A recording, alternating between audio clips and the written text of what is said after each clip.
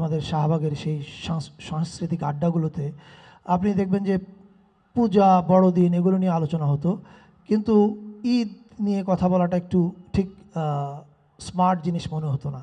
মন্ত্রণালয় আপনারা জানেন যে বিশ্ব সাহিত্য কেন্দ্রের এই ভ্রাম্যমাণ পাঠাগারের যে প্রকল্পটা, এটাতে বেশ বড় রকমের ভূমিকা রাখে এবং তারা অর্থনৈতিকভাবেও নানা রকম সাহায্য করে। এখন এটা কিন্তু সরকারের টাকা না, আমি আবার বলছি, সরকারের নিজের কোনো টাকা নাই, টাকা জনগণের। জনগণের টাকা জনগণের কাজেই ব্যয় করতে হয়। এই ভ্রাম্যমাণ পাঠাগারও জনগণের কাজ, এবং সেই জনগণের কাজে সংস্কৃতি মন্ত্রণালয় যুক্ত থাকতে পারছে বলে আমি মনে করি যে সংস্কৃতি মন্ত্রণালয় তার কাজটা ঠিকঠাকভাবে করছে।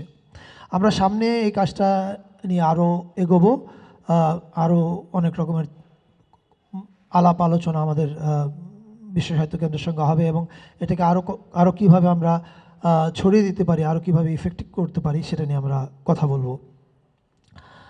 আমি শেষ করতে চাই একটা অন্য প্রসঙ্গ কথা বলে। আমি এখানে মানে প্রায় তো আমরা জানি স্লোগানটা আলোকিত মানুষ চাই।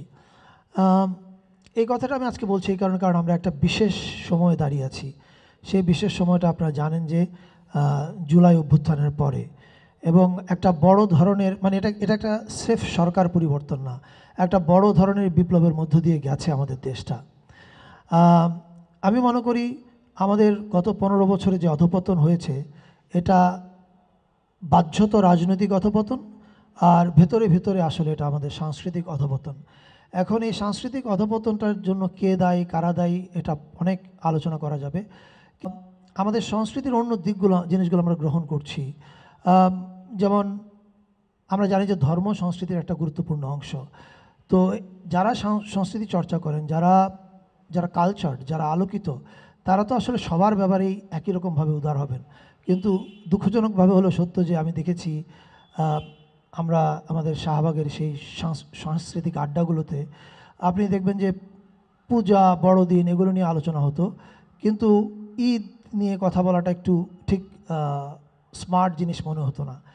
এই যে আমরা কাউকে আদার মনে করেছি, আবার কেউ আমাদেরকে আদার মনে করেছে, অপর ভেবেছে।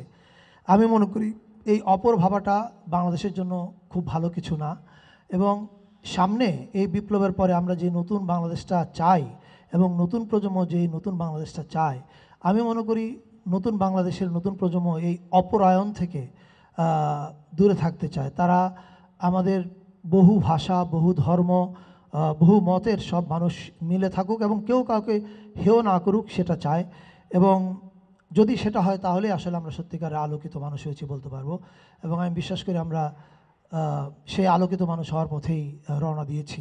জুলাই সেদিকে আমাদেরকে নিয়ে যাক। ধন্যবাদ সবাইকে।